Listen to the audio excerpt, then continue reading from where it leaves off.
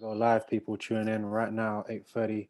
Link is in the description of 2HBTV's bio. Tune in. This is us talking about lockdown. Tune in. That's how you do it. That's how I should do it next time. What was that? I Me, think it's doing show them some in the video. voice note, yeah, or video Oh, for IG or stuff. oh right. Okay. I We hope have it's to in your. send I hope it's in your bio by now. we Sleep. have to send emails out. I haven't put it in my bio. We have to send emails out. We old school. Yeah, Yeah, man. yeah, yeah. We're great. Are we great? Okay. So it's not really 5 minutes then, is it? Or is it actual the 4 minutes we're 2 minutes now. looking at? Oh, so I have lots of time then. And No, then no, they're after the waiting. countdown, We we don't have have them. Oh, the intro, They're don't we? The countdown, then the intro before we start. Okay. 352, 351. You can see it all anyway. I don't have to count.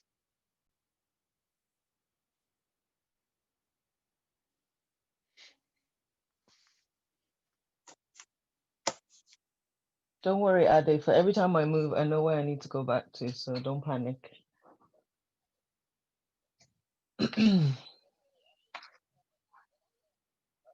Because you're with me. Because you're with me. I know. That's a Hill song. I love that music. Hmm. I I will will not not fear. fear You are my my hiding hiding place, place, my my safe safe refuge, refuge. my treasure, Treasure, Lord. Lord, You are you are. Can we record, my please? friend and And peace, anointed anointed one, one, most most holy. holy. Oh no, she bust my head with that gospel, man. Jeez. My hiding place. Come on. Oh, no, beautiful, beautiful one. I used to sleep, wake, everything on Hillsong. Nice, man. Yeah. Why you used to? What, you don't listen to gospel no more? I fell out after my mom passed in 2016. I just fell out with the whole Christianity race. I hear you, Race. man. All right. Yeah. I hear you, bro. But it's ultimately it's still about a relationship with God, man. It's not about. I know, and exactly. So I just think Jesus said, "Where two or three are gathered, there I am." So I'm five in my house, so he's there already. So that's the way I roll. We've got someone from Austria. They're saying Woo! they're Say saying hi to Gruscott. Jude. Oh, that's my people. Say Gruscott to him. You what? Gruscott. You do that. I don't know how to say that. I don't know how to spell it. GRU Scott. Probably. I'll just say Bite, please. Oh no, Guten Tag. Just say Guten Tag. That's a good day. Guten.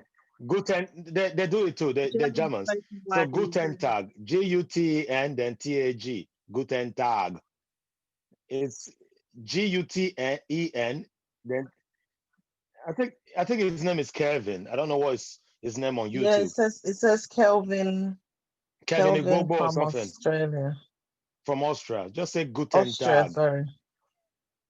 He's already Hey, put people, you if you're you put free the right Greece now, Scott. I head did over what? to YouTube. You put 2HBTVs. 52, 51, 50, 49. Hey, people, if you're free, head over to 2HBTV's YouTube page. I'm going to be There's a live delay. right now talking about lockdown and how. There's a delay on the time because Oh, she's on pushing me right now. the something is about a few Hey, seconds people, hope you're different. well. If you're free right now, please tune into 2HBTV on It's YouTube. 29 We're now. live right now. We're talking about lockdown.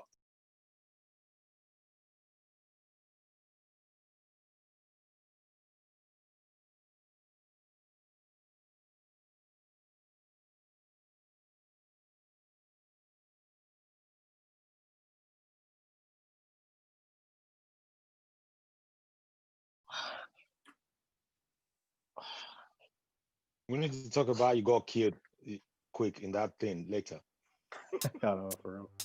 Okay, we're starting, I think.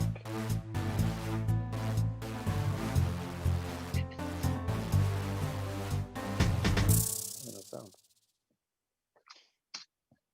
Hello and welcome to the second episode of This Is Us. In our last show, we spoke about social media and its positive and negative effects. The feedback we received from the audience was amazing. The usage of social media has increased due to this current pandemic and the lockdowns. So this leads us to our topic today, lockdown, how you doing? But before we start our conversation on this topic, we thought it would be the perfect time for us to introduce ourselves. So G, would you like to go first? Sure. Hi, my name's G. I live in Milton Keynes. I'm married with a 3-year-old son, and I'm a chartered accountant. Emphasis on chartered certified. Thank you. We hear Okay, you. and Tyler? Hello, everyone. My name is Tyler Fauché. I am a daddy. I'm a married man. I'm a hubby. What else can I say? I'm a professional actor, and I also have my own photography business. And I have recently moved from the big city of London to just outside London. I'm now in Harlow. Brilliant. Jude? Hi, everyone. I'm Jude. I'm a social worker. That means I'm in the front line. So we're getting all the hit. I'm a daddy. I'm a daddy, and I know how many children I've got, but I'm not going to say how many here. But I know how many children. Trust me, not like the last time I said I couldn't remember my daughter's birthday, but I do know how many. I live in London too, the most expensive city on earth. Okay. Hello all, my name is Dee. I'm your host for today. I am married. I have a 12-year-old daughter. I'm a teacher by profession. I run a tutoring business called Genesis Tuition Services. Also, I enjoy music, dancing, and having a good time. Okay, so let's start hard and finish light. Today's topic is lockdown, and as Joey says in Friends, how you doing? So thinking about that, how I started with lockdown. Fortunately for me, I'm a teacher. So with teaching, when we went into lockdown, I actually did not have to go into lockdown. I still had to go into work.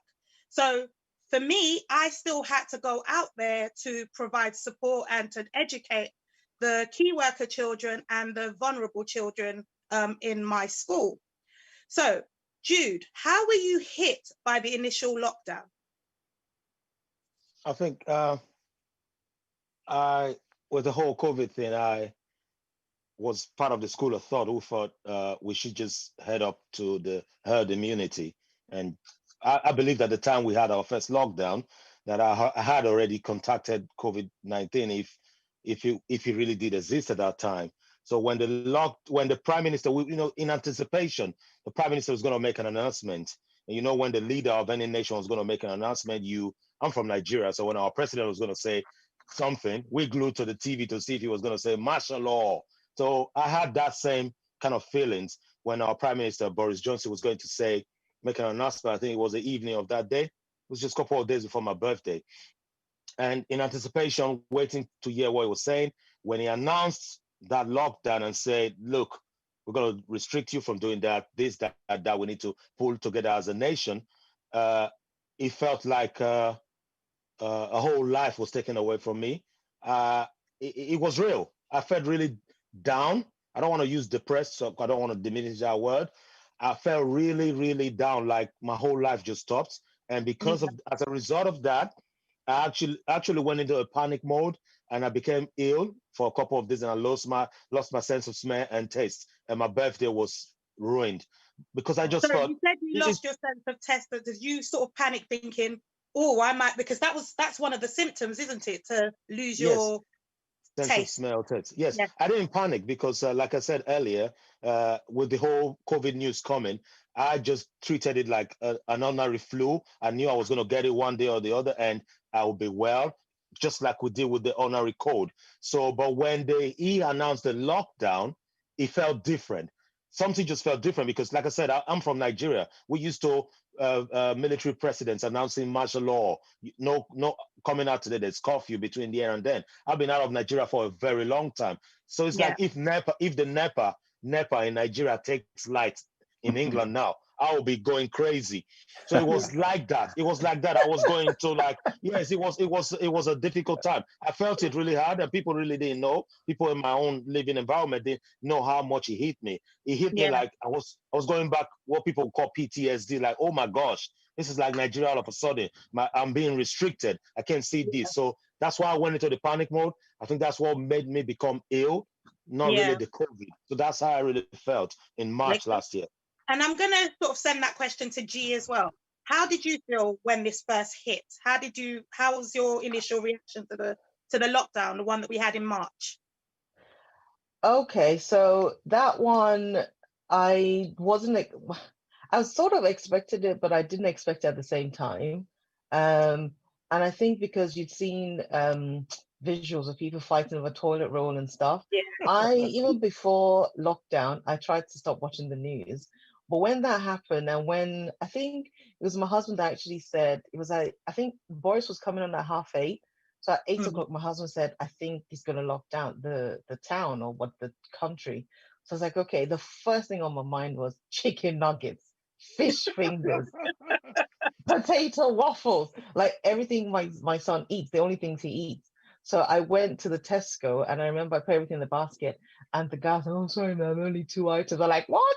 It's like, no. So I bought as much as I could. I went to Asda. I bought as much as I could. I went to all the supermarkets, bought as much as I could. Then I told my husband, now you go and you buy the same thing over again. Oh my gosh. So you got the cost of the scarcity, innit? This is, shut up. It was 2 each and it's chicken nuggets. I wasn't buying toilet roll or any other essential items. To me, that was essential.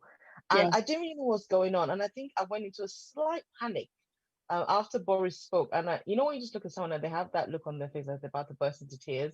So my husband looked at me and just said, stop panicking. It's fine. It's not like there's zombies walking around. Because I was like, in my mind, the world had ended. We might as well just, do our goodbye videos. In my mind, that's how it was. But because my son was there, I couldn't show any panic. I had to learn to keep together, sort of thing.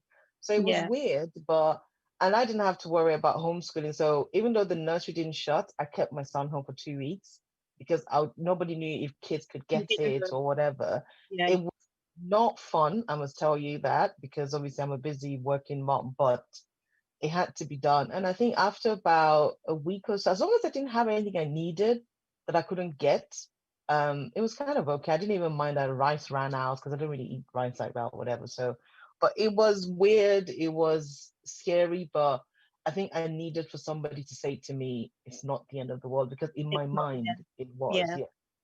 Okay. That just, it takes me back to how it was for me initially, because my husband was like, they can never lock down London. He's like, they can never lock down. It's not possible. Not in this world. He was telling me, oh, you watch too much movies. You've been watching all these American movies where they come and they shut down. And I was just like, because unfortunately for me, I actually had an operation just before we went into lockdown. So I was homebound. I was unable to leave my house. So when we went into lockdown, I was already in lockdown, medically induced lockdown. So we were already at that stage. Tyler, so how were you hit? What was going through your mind when it first hit us, the initial lockdown?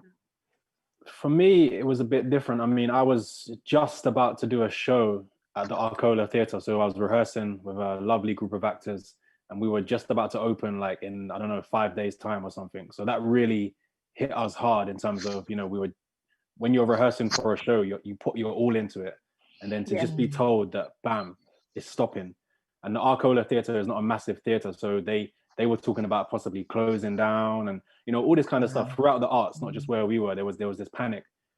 For me, myself, outside of work, there was that initial panic of like, how am I going to pay bills? How am I going to do this? Whatever. But my daughter was 6 months old at the time. So my saving grace was that when I went into lockdown with my family, we, that first lockdown, we really stuck to the rules. Because like you said, we didn't know if it affected children. And, my wife was panicking about it and stuff like this. So we stayed at home and just, locked ourselves in. But we had our 6-month-old baby. to really focus on. And for me as a dad, you know, I'd been out working every day. So to be at home and to be with my daughter, seeing her every single day, that was, I really had to appreciate that and be grateful for that, because I know that some people don't get to do that. So that was my saving grace, the fact that I had a baby to raise every day, and luckily I was at home to be with her. So I think that you know, that's what kept me going throughout that first lockdown period. Yeah.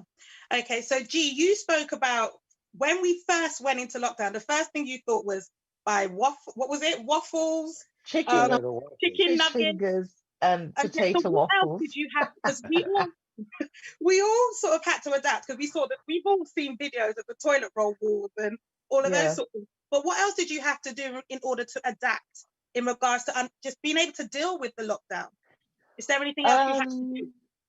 Well, I think same as you, I was home the week before lockdown for, I don't want to say medical reasons, but I was off sick because I had an electric shock at work, so I had to be home. Did you sue for it? You had an electric shock at work? Yeah, there was an exposed cable linked to the docking station that I touched, and there was, you could see sparks and everything. I ended up in A&E, blah, blah, blah. Oh, wow. So I was already home from that because I had to have like an ECG. I've got very low heart rate, whatever, so most of the time I don't even have a pulse. So they panicked and whatever. So I was already home for about a week. So for me, I kind of had a setup at home because I worked 2 days from home anyway before lockdown. Okay. So to move that to 5 days wasn't too much of a stretch. Obviously, it was nice not to have to get up early to get ready or whatever.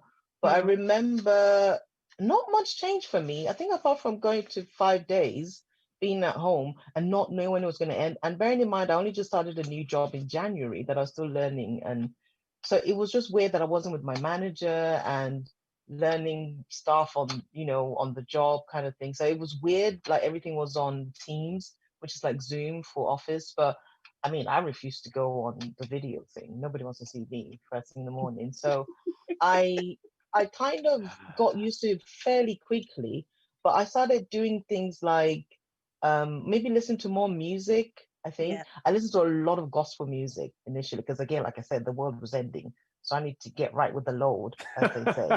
So I was already right with the Lord, but I had to get righter with the Lord. So I did lots of spiritual stuff, and just, you know, when you just assess your life, like, okay, if it was to end right now, what you know, it just makes you think.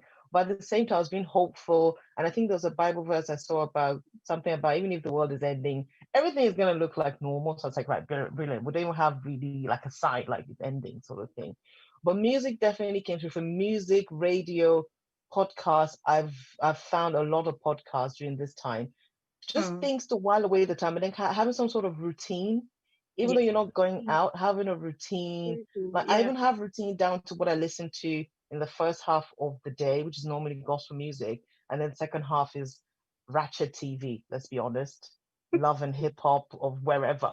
I'll put that on in the background, and you know, I drank lots of tea, probably more tea than I usually drink. I've discovered even more varieties of tea.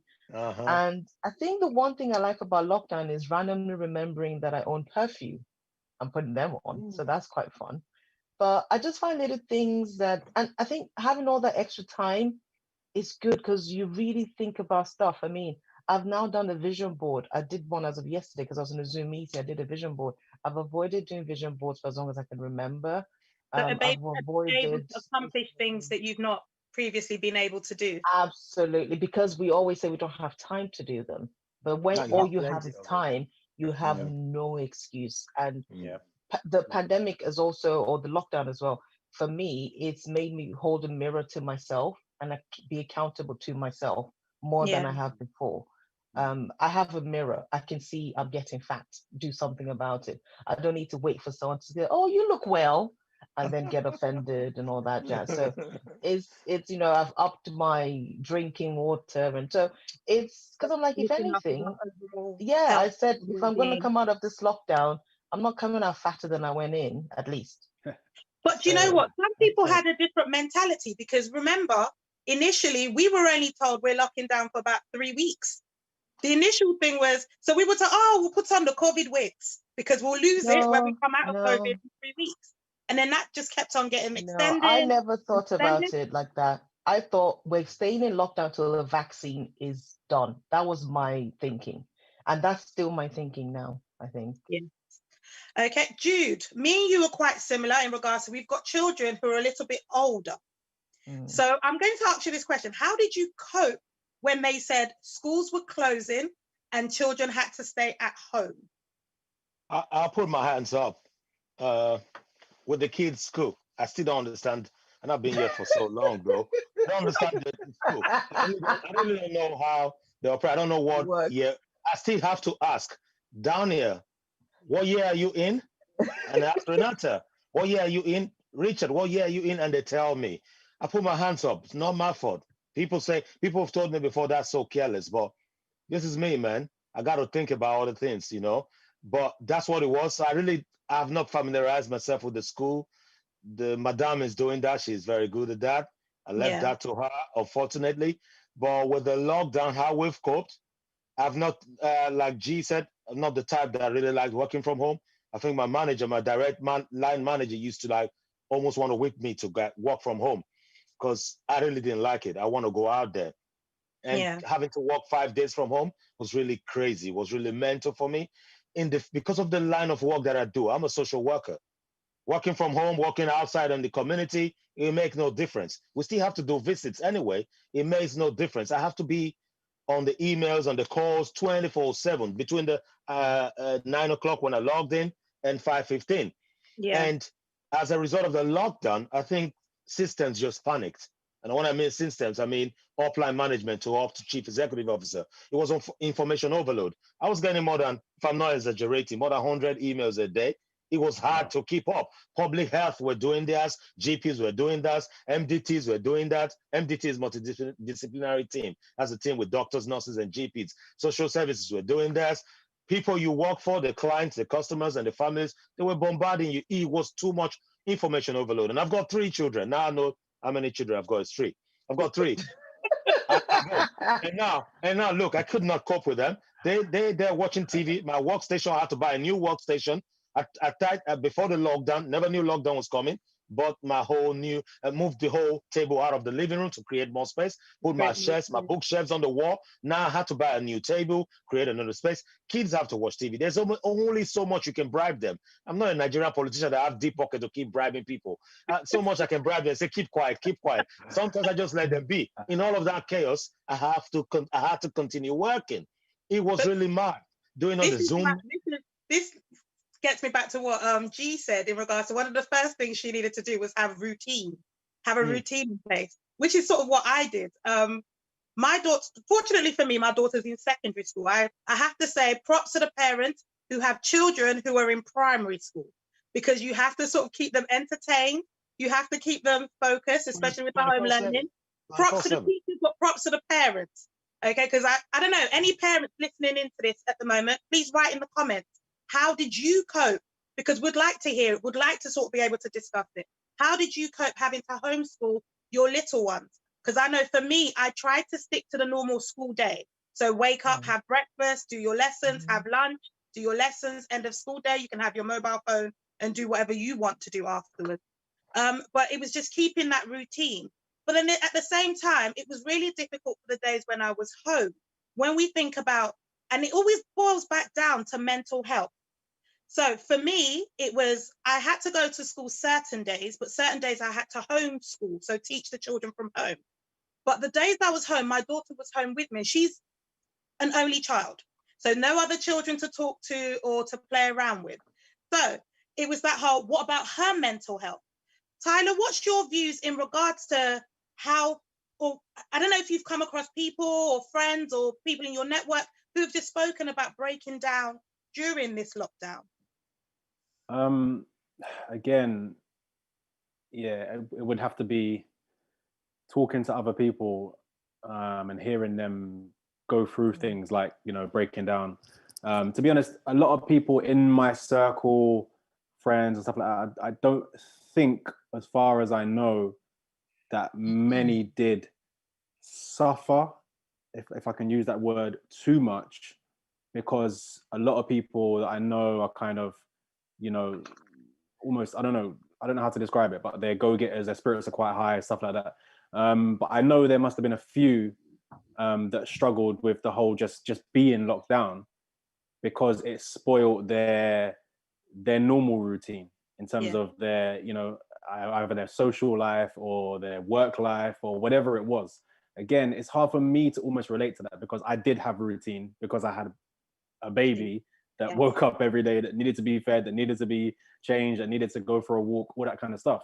So, you know, it was always what I try to do is I try to not, it's a difficult one, because I almost try to not be too positive publicly, because I know that my experience of lockdown is completely different to someone who may be a single person on their own, whatever. I may be like, no, actually lockdown, I'm loving lockdown, because I get to be at home, see my family, But if you're on your own, I know it's a completely different experience. So it was a really difficult one. And whenever I spoke to friends that may be on their own or whatever, I'd always be sensitive of that. Like, you know, how are you doing? Are you okay? How are you finding it? Are you, you know, what? And people have messaged me and said, you know, what can they do? And we've spoke ideas, and, you know, simple things like, you know, watch a movie, learn a new craft, you know, learn how to edit, learn how to do this, learn how to play the piano, whatever it is. You know, I think that was my main advice I tried to give to people whenever I spoke to them, in terms of, you know, if you're at home and you're breaking down or whatever, I think it's one of the things where you just have to keep your mind occupied. It's such a mind thing, being locked down. It's not easy. One of the things the government recommended was, and they've always kept that in place, which is to exercise, to go outside and get fresh air. Some people are fortunate, they don't have to go far, they can just go to their back gardens and get a bit of fresh air. But what about those that are in lockdown and they've got young children but are living on the 4th floor of a block of flats? As much as they can go out, it's what do we do with our children when they need to go out and we can't constantly keep them out, especially if we think in the summertime when it was getting hot. We can go out for about an hour or two, but they need to be back home. What do we think in regards to that, G? What are your feelings in regards to that? Obviously, I don't have experience of that. I'm blessed that I have a garden. I mean, I only moved to Milton Keynes 3 years ago. So I guess if I was still in London, I would have had that issue, because I've got a 3-year-old that needs space to run around and stuff. I think in terms of getting the kids out, if you live on the 17th floor of a building, you have to get the kids out. I'm a big advocate for fresh air and being in nature and all that tree hugging stuff. I'm very much into that. I've had friends kind of tease me that, oh, you know, because I mean, I like my skin to breathe and stuff like that, you know. So I don't moisturize every day because, you know, the skin needs to breathe, you know. So I think that's essential.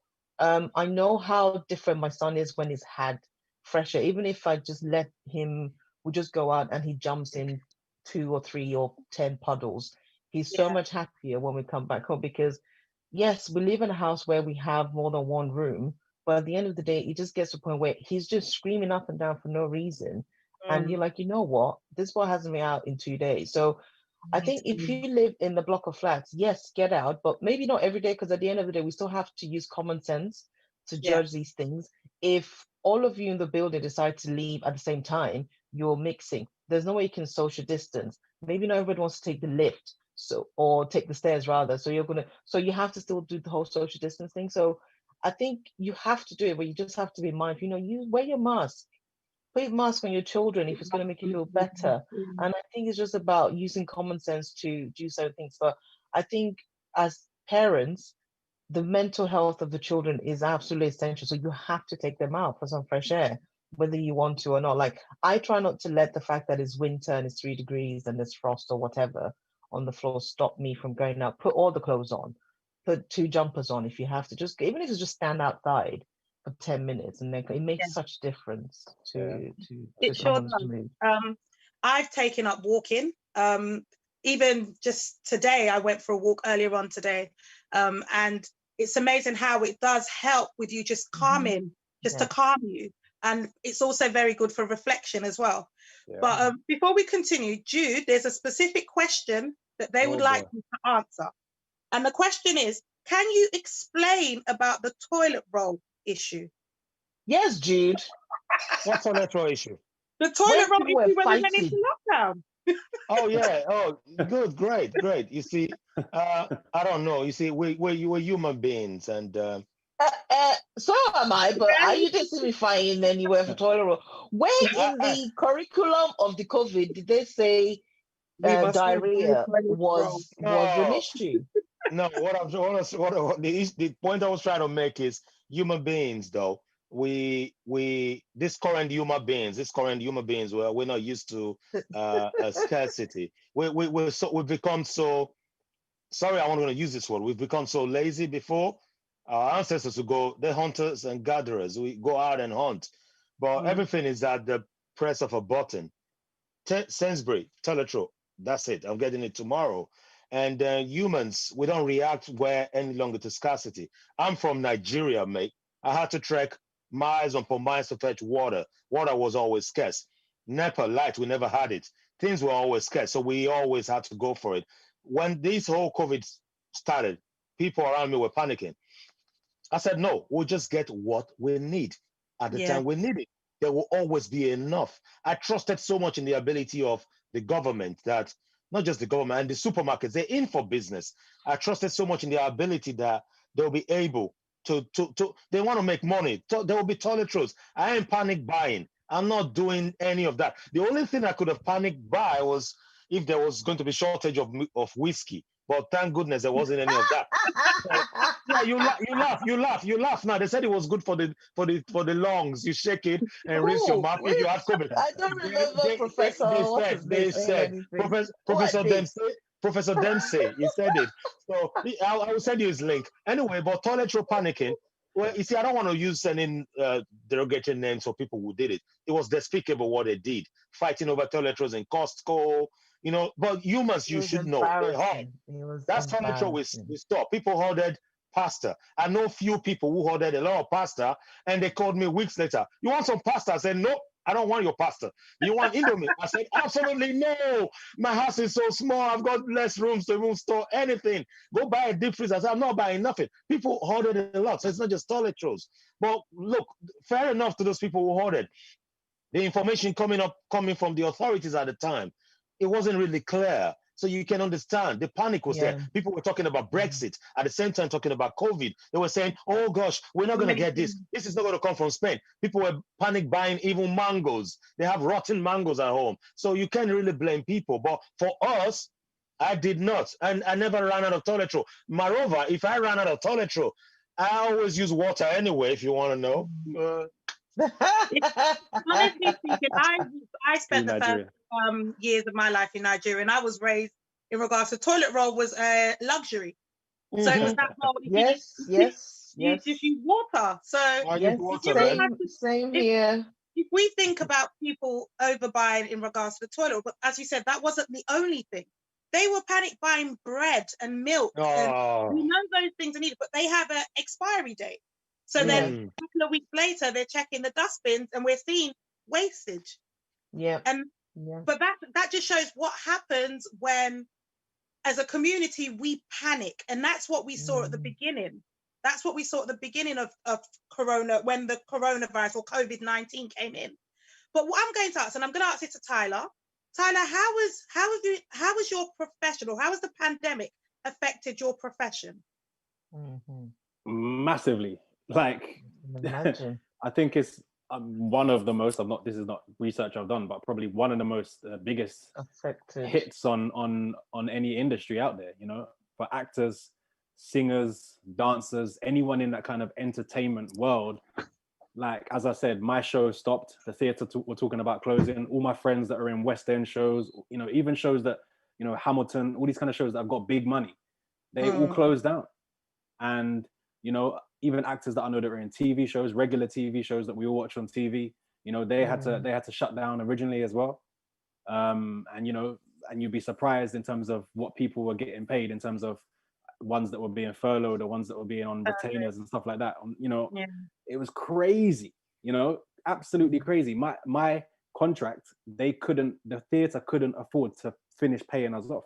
So, and that's no diss to them. We couldn't get paid anymore.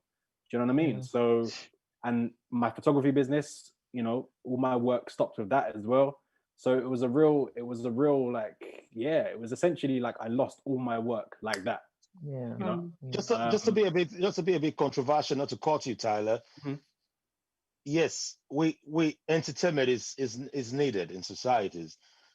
Music is needed. I'm one person who always advocated that if there was no music or arts or films or theaters, life would be so boring. But one thing that the pandemic and the COVID actually brought to light, and I had a lot of jokes about it, and I actually bought into some of those way of thinking a bit, was now we know those professions that are needed in society. And I'll tell you one, kudos to NHS. People were out there clapping. I never clapped. I told my family, lock up that door, blood clot. Sorry for why? language. They ain't clapping. Why would I clap? They need pay rise. They don't need no clapping. Clapping don't put food on your table. Nobody claps for the Prime Minister or the MPs. They get pay rise. You clapping for nurses who actually are the front line and doctors? No, that's not accepted. We don't clap. So we had to start for their pay rises or forget about it. Coming back to what Tyler was saying. Now, there are some people we didn't really actually recognize. The storekeepers, those little shops, Sainsbury, their staff, Asda, Morrison's, Tesco, those old shops, they ensured that we had food going. No one ever came out to clap for them. Yes, the entertainment world was really hit, but what people were saying at the time is now we know who's important, because those guys who do the ER, they were pretend doctors. They earned more than the real doctors. You see where I'm coming from? Yeah, so, real. Yeah, exactly. I'm not saying be careful to say that your industry was hit. You play a very important role. Very, very, very important role. That's all we're still doing here. But go on. I think, Jude, I think I'm sort of understanding. So we need to sort of rephrase what we count as key workers, what we count as what keeps our society ticking. So as much as we have got the NHS, the doctors, we have to remember those that provide the food, those that provide the electricity, the water, the things that keep us going day to day. Yes, I think what I'm trying to say is this whole world we live in is socially constructed, whether you like it or not. Everything is constructed. We created everything. We created God. We created everything, good and evil. We can uncreate things. This probably will not make us change, because 100 and something years ago, there was pandemic. The world never changed. Just moved a bit and they went back to status quo. These people are saying, oh gosh, we found a new love for people. We love people, man, we'll do that. Blah, I know humans too much. We'll just go back to normal once they let us out like monkeys. Sorry for my language. But what I'm trying to say is, if there's anything we must take out of this, we must try as much as possible to redesign the world and respect those little things and appreciate those little things. Music is part of it. Entertainment is part of it. Theater is part of it. Some of us don't have access to theaters, but it don't make theater less important. You see what I mean? Yes, the people who serve us, the customer assistants in Morrison's and Sainsbury's and Asda's and Tesco's and Lidl's and Iceland and all of those one-pound shop and the little off-license and the bodegas out there. These are very, very important structure of the society. They keep us. This pandemic actually opened our eyes to see that, my gosh, these people, sometimes actually I went to get toilet rolls in Lidl. I couldn't get any. Guess who rescued me? The little off license. I can, although, and they didn't increase the price. They put a few 20p's here and there. They try to keep the sanity. And this is community. These people are people we know day in, day out. They Jude, told me let me ask you a stories. question. Let me ask you a question on that though. Yeah. You just said, I agree with what you're saying to an extent, but you just said about you went to Lidl to get the toilet roll, but who saved you was the corner shop, right? Why didn't you go? Why didn't you go to the corner shop first before you went to the Lidl? Good question. That's why I was saying everything is socially constructed, because we've been engineered to think I'll get it cheaper in Lidl, so we always drive. And not just that, again, in the little bodega or the little off license, you don't get your chicken. They don't do chicken. They don't do the potato waffles. They don't do the little chocolate cakes that your kids love. They do our 6-pack Stella. They do our 6-pack Guinness Stout. They do a bit of toiletry, but they don't do the other stuff. But not until this pandemic did we realize that, hang on, These guys are a strong pillar in the society. And some of the major credit cards started even giving us £5 to go shop there. And I took advantage of that, if you must know. I had to take advantage. You gotta milk it. You gotta milk it, you know. So what I'm trying to say is we need to re-engineer the society. But as humans that I know, we all just quickly go back to the status quo. We'll forget everything. That's human. That's the beauty of you being humans, and that's the resilience that we have. We will forget about all of this in 6 months once we're out. Yeah, I agree with especially what you said about the NHS things, the clapping thing. You know, I did go outside my house and clap, but still, I agree. The clapping doesn't mean anything. The clapping doesn't. The clapping means nothing because no one's clapping for them now. Now no one talks about them now. They're starting it next week. Are they? They're starting the lady clapping. asked for it to come back. The woman that I forgot her name that originally brought it up has asked for it to start. But she was also the same one that asked for it to be stopped because she said she did point out about pay rises and things like that because she said it's them doing the clapping didn't lead to any actual change. So she's like, just stop it. She's doing the new clapping now. She's doing the new clapping now because she's adding more people to release, like shoppers and all of that. Yeah, but society is just what it is. We're humans. We'll forget about this. Trust me. We will forget about this and move on with life. And we'll forget about all this brouhaha about the vaccines and all. It's what we are. We're humans. I do have to say back to Tyler's, the original question about how it's affected. How it's affected his. I think arts and culture has been affected massively. And even though I'm not in those industries, I really feel for them. And I think maybe it's because I have the luxury in this point in time of having a job. Yes. I can work from home quite easily. I was working from home from before. I think I actually prayed for more working from home days last year, New Year's resolution. And guess what? God bless me with that now. So, oh my gosh. But when I think about people that have actually lost their, because I spoke to someone yesterday, I was in a Zoom meeting and there was a couple of actresses in there. And for them, I mean, and there's single moms and stuff, and just to listen to them talk, I just really felt for them because at the end of the day, that's their job, and nobody knows. I mean, it's starting back up, and I think for someone like Tyler that has like a side hustle, even though yes, that was affected too, it was good to have that. But I think arts and culture, I mean, people that do all this Cirque du Soleil and the circus and those big circuses that just came to town when the lockdown happened, and they literally just arrived, and it was massive. They just packed up. And we drove past, and they were just there because the lockdown just happened, so they didn't know what was going to happen. So they were still hanging around. So it was still all the big tent was lit up, but there was nobody in there, and there was people at the gates and stuff. But it was just, I just felt really bad for them. Like, anyone that's lost their jobs is just terrible. Reason why, especially, and the reason why I talk about entertainment, and there's many other industries that come under this as well, but we are used to not having regular work. You know, as an actor. I've been acting professionally for 10 years, and you go through stages where you do not work for 6 months, 10 months, 11 months. So when something like this hits and the whole thing shuts down, that's even scarier because it's like, oh my gosh, where am I going to get my next piece of money from to pay the bills or whatever, you know? So that, I think when industries like that get hit, you know, self-employed people as a whole, small businesses, all that kind of stuff, you know, and then for a lot of us as well, you know, the self-employed people, they got the grant, right? But not everyone qualified for the grant. Even myself, I didn't qualify for the grant because it had to be the last 3 years, and you had to earn 50% or more of your money each of those years. A lot of people don't qualify for that because you work PAYE, next minute you're working self-employed, you know. So it was mad. Like, yeah, I don't know how some people got through it. I think it's testing times. We've got people on furlough, people that have lost jobs. We've actually even had people that have had to leave the country. So, for example, those that are illegal or those that couldn't make ends meet. Just there's people that left straight away, but we can't financially handle it here. As we spoke, business is closing. It is testing times, and we've still got a long way to go. I know at the moment there's the vaccine. People are umming and ahhing whether to take the vaccine in regards to the content and things like that. But personally, I said I would because I've read up about it, and I feel that the vaccine would stop any symptoms, would sort of reduce the symptoms in regards to COVID-19. But I can't imagine it.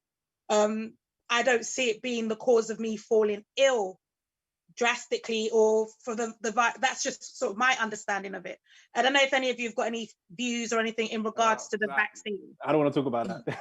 Yes, well, I think I just want to talk about vaccines in general. Okay. As someone that is an ongoing investigation at Park Royal Hospital for having 2 different types of flu that they've never seen before a few years ago, I have to take, as I was in isolation, they took all my blood from all 10 fingers. I had student doctors poking at me when I'm trying to sleep and stuff. And so I have to take the flu jab every year. Yeah. So for someone like me, this is why I mind my business and I stay in my house.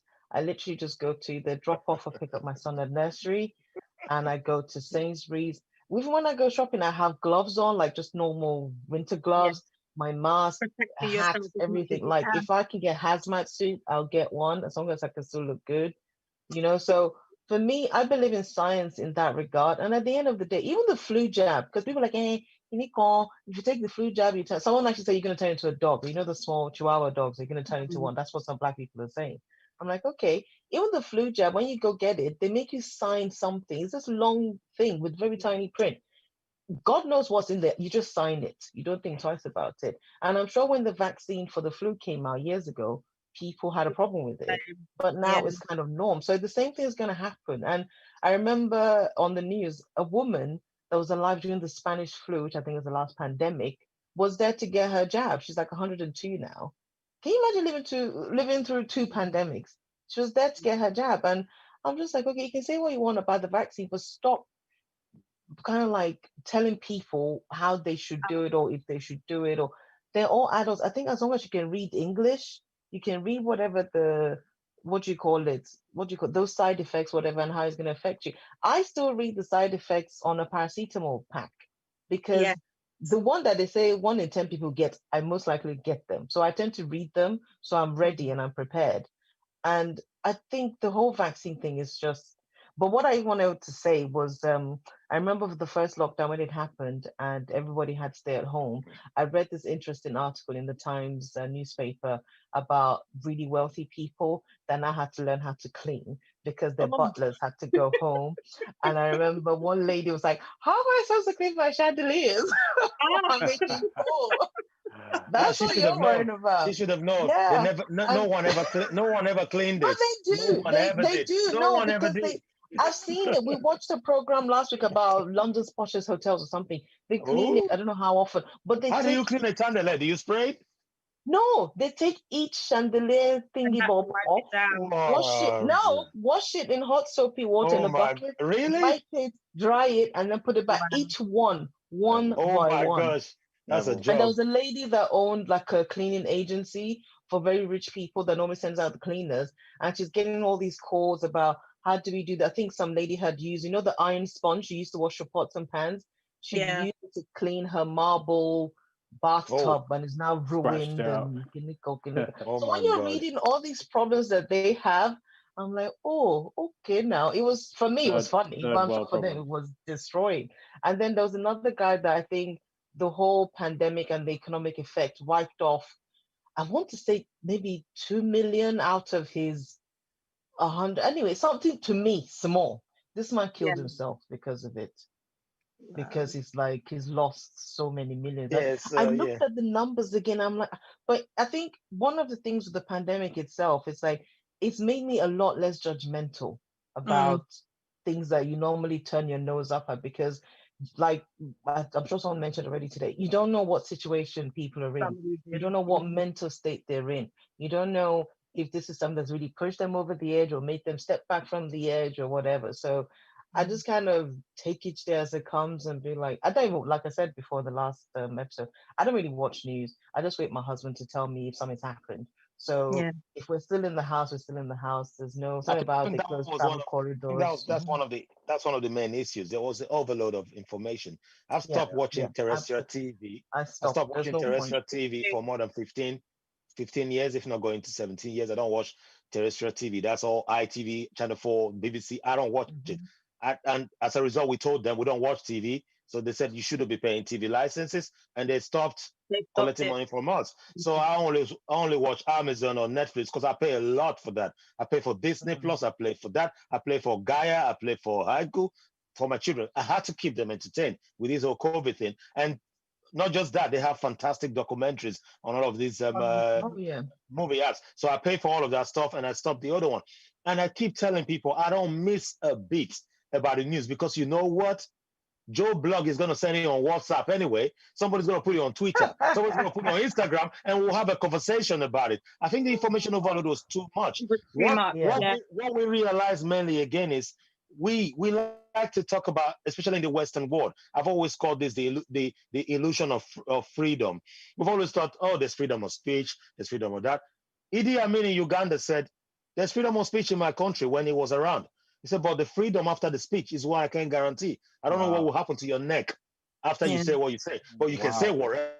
That's freedom of speech. In this part of the Western world, we think because we can gather and just say rubbish and gather and drink and do all sort of nonsense, we thought, oh, we are adults, we can make our decisions. But this has exposed us that we were all babies waiting for the government to lead us. The same people we call stupid on a daily. And now we're waiting for them to lead us. Nothing good is coming out from Boris Johnson. You remember the other video that the British, what's it called, Little Britain guy, Matt Lucas or so. I don't know. Yes, I love that video. Don't stay at home. Stay at home. Wash your hands. Don't wash your hands. Go out. Don't go out. Eat out. Don't eat out. Do what you want to do. Drink whiskey. Don't drink whiskey. Remember that video? So that's how the government was. And now adults who thought they were adults. Yeah, but adults who thought they were adults, who thought they made decisions for themselves, now they're having to listen to a very, very confused go out and don't go out. Why do you think they have? Well, we have to understand that the government, they're also playing this by ear. They have not had this before. Exactly. That's what I'm trying to say. They're damned if they do, damned if they don't. This is why I said about common sense. But we've always acted. We've always acted like we are our own people. We have our own man. We can do wherever. But when push came to shove, we were depending on them. But people who were depending on, we just realized, hang on, they're just as fragile as the rest of us. Boris Johnson said, don't worry about it. I keep going out. I shake hands. I was shaking hands yesterday. And he almost died. Before he had COVID. He almost died. That was before he had COVID. I did the same thing. On the news, I think, because we've had our first lockdown, second, this is our third, isn't it? Mm-hmm. And third one. Boris went to, I can't remember where he went to, but it's when he put us into Tier 4, and the person interviewing him asked him, so why are you here? I think he's in somewhere like Bristol, or he's traveled to Oxford. I can't remember where it was. And the question to him was, why are you here? Because you said we can't travel, but you've traveled to here. And he's like, well, I've got to do my job. But what I was going to ask was, Tyler, how is the second and third lockdown? How is it any also the second lockdown specifically? How is that different from the first? I don't know, man. I think people probably were more prepared for it, I guess, because you knew what it was about. But me personally, I think that what Jude was just saying, he touched on some very good points in terms of society thinking like we know what we're doing, we have this freedom, but then when it comes down to it, we were relying on the government and whatever. However, I believe, and I don't like to get too political, but I think if the government's actions have been better from the get-go, obviously, they didn't know, they were still learning day by day, but I just feel like if the leadership had been better, then everyone else would have responded better. And I don't know, I feel like last year, us coming out of lockdown, I feel like we shouldn't have come out of lockdown. I agree.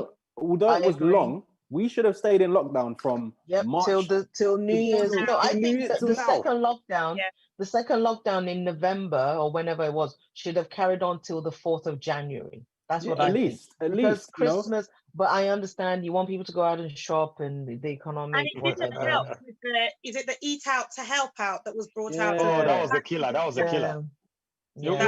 To prop up Jamie Oliver's restaurant. What is it called again?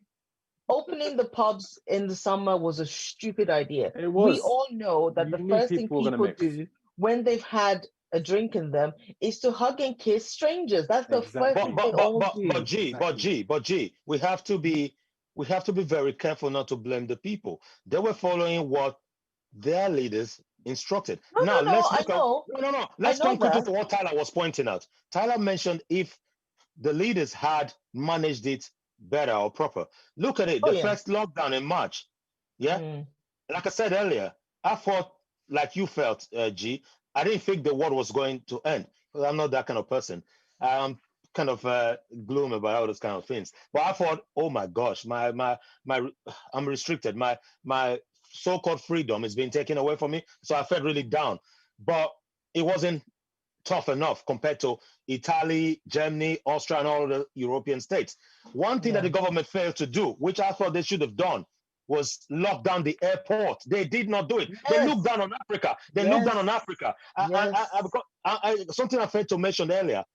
This lockdown, I'm doing a master's program. I'm paying for 2 years part-time program on international governance and global security or whatever. Forgotten the name now. I always forget. This dementia thing. But you know, Old age. What I'm trying to say is this. I'm doing all of that. I never knew that it will happen during pandemic. I'll be doing it online. Now, I told them in school, I said, look, the African leaders, one thing they've done, we have to balance this dictatorship and the so-called illusion of freedom. Now, the African leaders, we have strongman president. When he said, lock the damn borders, they locked the borders. They didn't have to ask questions. You walked in areas you weren't supposed to walk, you get the jack boot or you get the koboko straight on your back. They have to put the numbers down because we know Africa, where we come from. We have the resources, but it's not properly managed. A lot of people would have died. But Europe, they thought, hang on, I'm not wearing the mask. I'm wearing the mask. I'm not going to wear the mask. You're taking my right. You're not taking my right from me. What the hell? The prime minister did not shut down the airport. People were walking into this country. I don't understand that at all. I've spoken to a lot of people who just It's only now they're saying you can only come in if you have negative they're not doing it. tests They're or not doing something. it. They're not doing it still. I just spoke to some people who came out of the airport a couple of days ago. They can quote me anywhere. And they said, I was expecting that you guys would follow me up. We just walked into the country. Heathrow, they're not doing it because we don't have the resources. And secondly, we don't want to spend money. We're not doing it. So if we come out of this, we might be going into lockdown again. They should have done it from the start. Stop it like Nigeria did, like Uganda did. Like even when Uganda did it, there were some Italians who were stranded there, either Uganda or Ethiopia. You know what they said? We're better off here. We're not going back to where our fellow citizens are dying. Let's stay here. They were happy about the lockdown. Ghana did it. Ghana is walking freely. They're using their mask everywhere. Italians, you can't go out without wearing your mask. But Britain, like I said, we all are so freedom. We still have that illusion of freedom. Yeah, we have people protesting. You're taking my freedom away from me. I'm like, really? Seriously now? My thing with that one is, you want your freedom. That's fine. Do what you want, but just understand that I think if there's a way where you can punish, and I know this is going to sound very harsh, but again, I am Nigerian. Those people that refuse to wear masks, refuse to follow the rules, refuse whatever. If they now get COVID, there has to be apart from going through COVID itself, there has to be an extra punishment for those people. They have to pay a COVID tax to the rest of us. Thank you, because especially, you know how the same way the councils are able to go out and prove that somebody that said they had a broken back is playing golf or break dancing competition somewhere. The same way they need, if you see, like there are times when I see people mingling, so not socially distant, you can tell they're from different families or households or whatever, they're talking. I literally want to film them and send it somewhere and shock them because I'm like, what are you doing? But again, freedom of speech, gone past that point now. When leadership is not good from the get-go, people weren't listening from first lockdown. Period. Yeah. So there wasn't from then you've already lost the people. So it's like people are not. And the ability to listen has sort of worsened as the time's gone on. Because we know even over Christmas, as much as we weren't allowed to mingle and we weren't allowed to spend Christmas with loved ones, we could only spend it with those that we lived with. We know that people were still throwing raves and having house parties that police were having to shut down and fine. Now, as I was saying, this is such an interesting topic and it's something that is currently going, and it's obviously a topic that we will have to revisit in This Is Us. We will have to come back to this topic, perhaps when everything opens up and we have the vaccine and coronavirus is sort of becoming something that's non-existent, or it's something managed. We don't know. But it is a topic that we can see that we do have to come back and talk about, because we've all got our views on this. Everyone has lived through lockdown differently. We each have a story to tell, whether it's isolation or whether it's our mental health or loss of jobs, businesses closing, even down to our children having to homeschool. We've all seen the many videos of parents breaking down and those that are doing it well. But everybody's doing amazing. Everybody's doing really well with their children. Just being able to have them at home all day is amazing. Restrictions on events. Tyler talking about his profession and how it's been affected. We know it's affecting quite a lot of people, but we have to support each other. Not being able to see family. I've not been able to see my parents for some time due to this and the medical reasons. Losing loved ones. Some of us have lost people to this virus and to other illnesses, but due to the fact of the virus, we've not been able to even give them the send-off that they deserve. So as a community, we do need to support each other. We need to check up on our friends, family, and even stay positive. Try and stay positive all the time. Now, I'm going to say to our viewers, thank you for tuning into This Is Us. Don't forget to hit like, hit that comments button and type in your comments, any questions, and subscribe to 2HB TV. This is us, and as we always say, we have arrived.